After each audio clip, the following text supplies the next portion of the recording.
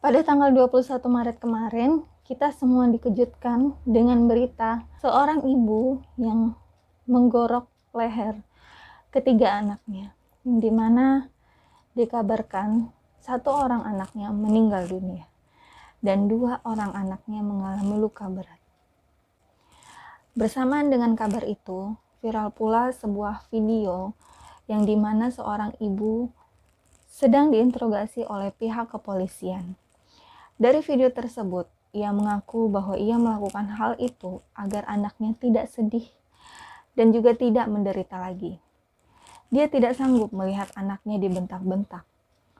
Dari video itu, yang saya rasakan, meskipun yang lagi ngobrol adalah polisi dan terduga pelaku, namun bagi saya pribadi, video itu lebih seperti seorang ibu yang curhat akan masalah yang ia alami selama ini.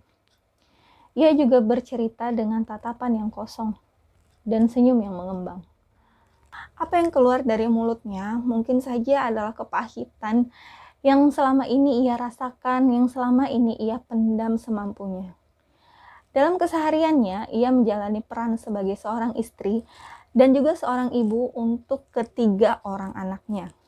Dari berita yang beredar, saat ini suaminya sedang merantau untuk bekerja. Untuk menghidupi keluarga, ia sempat menjadi perias wajah atau MUA ya bahasa kerennya. Namun saat kembali ke kampung, ia mulai kehilangan mata pencahariannya. Tidak punya pemasukan, sementara ada perut anak-anak yang harus diisi.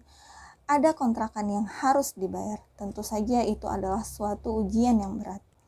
Dalam menghadapi masa-masa berat, dalam kehidupannya itu tentu ada masa ketika ia itu merasa lelah atau bahkan tidak sanggup lagi untuk menjalani hidupnya. Wajar, toh dia hanya manusia biasa. Namun, apakah saat dia lelah ada yang memahami perasaannya? Ada yang peka dengan kondisinya? Ada yang bisa diajak untuk berbagi beban? Apalagi permintaan yang dia sampaikan dengan tangis yang tertahan adalah, kita lihat di video yang viral itu, ia mengatakan, "Pingin disayang suami." Mendengar pengakuannya itu, saya langsung membayangkan bagaimana ia itu kesepian dan berusaha menjalani segalanya. Dia dipaksa kuat, dipaksa menjalani banyak peran sekaligus. Tetapi tidak ada yang menemaninya untuk mengolah perasaan yang ia rasakan. Bayangkan betapa stresnya ia harus menghadapi kondisi rumah tangganya dalam garis kemiskinan. Dengan melihat video yang viral itu, saya merasakan bahwa kesehatan mentalnya ini loh yang perlu ditolong. Sayangnya, belum banyak media yang menyoroti soal kesehatan mental dalam kasus ini. Media-media itu justru memilih bikin headline soal ibu yang keji, ibu yang tega untuk menggorok anaknya, ibu yang tega menyakiti anaknya, ibu yang tega membunuh anaknya. Sungguh sangat disayangkan. Padahal, faktor-faktor pemicu tindak pembunuhan itulah yang perlu dijelaskan.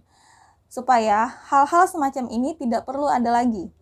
Supaya masyarakat semakin aware dengan kondisi orang-orang terdekatnya dan bisa saling menjaga satu sama lain.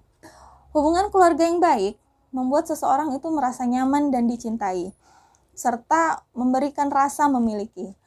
Sementara hubungan keluarga yang tidak sehat menyebabkan seseorang terjerumus ke dalam beberapa masalah.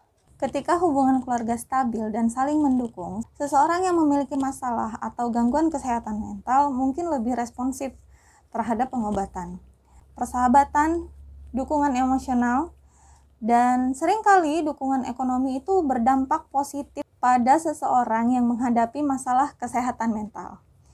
Sementara itu, Australian Department of Health mengungkapkan hubungan keluarga yang negatif berdampak pada kesehatan mental dan menyebabkan gejala gangguan mental. Keluarga yang tidak mendukung dapat mengurangi kesehatan mental seseorang dan atau menyebabkan penyakit kesehatan mental seseorang itu malah kian memburuk. Ada beberapa jenis masalah kesehatan mental yang bisa terjadi akibat hubungan keluarga yang tidak baik. Dua di antaranya itu, pertama adalah tindakan kekerasan. Baik kekerasan mental dan fisik Kekerasan mental itu bisa berupa kekerasan dengan verbal atau ucapan. Misal seorang orang tua gitu marah sama anaknya, "Kamu itu bodoh sekali sih," dengan nada yang tinggi. Itu termasuk kekerasan dalam mental secara verbal. Ada juga kekerasan yang fisik, yang nyata-nyata memukul, main pukul gitu sama anaknya. Hal-hal itu bisa menyebabkan dampak negatif terhadap kesehatan mental si anak. Ketika seorang anak mendapat tindak kekerasan, masalah gejala kesehatan mental dapat terjadi. Dan gejala-gejala gangguan mental bisa sangat mendalam dan memerlukan perawatan bertahun-tahun. Yang kedua adalah stres kronis. Stres kronis bisa mengurangi kualitas kesehatan mental dan juga fisik. Seiring berjalannya waktu, stres ini mengarah pada pengembangan masalah kesehatan mental, seperti kecemasan atau bahkan sampai depresi. Stres kronis dalam keluarga adalah masalah khusus karena sering membuat pengidapnya tidak memiliki banyak pilihan untuk menghilangkan stres itu sendiri. Idealnya nih, stres ini dapat diatasi jika anggota keluarga bersedia mencari konseling. Jadi, sebelum dia jatuh ke depresi, jatuh ke gangguan mental, si orang yang terganggu atau si pasien ini diberi dukungan oleh keluarga. Ayo yuk kita konseling sama psikiater atau yuk kita datang ke psikolog gitu untuk melakukan konseling gitu. Namun, jika stres kronis itu berlanjut, jadi keluarganya itu nggak ngajak nih, tidak peka kalau orang ini sebenarnya mengalami gangguan mental gitu kan. Mungkin orang itu memerlukan terapi individu untuk mempelajari cara terbaik mengatasi keadaan keluarga mereka. Seperti di video yang viral itu, dia mengatakan bahwa kata-katanya saya kurang ingat. Yang jelas intinya dia mengatakan dia itu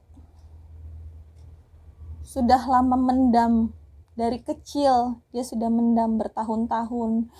Kalian nggak tahu, dia bilang begitu kan. Mungkin dia memendam segala kegelisahannya itu semenjak dia kecil. Mungkin waktu kecil dia mengalami gangguan atau stres yang kronis gitu kan, sehingga tidak ditangani dengan benar, jatuhnya ke arah gangguan kesehatan mental.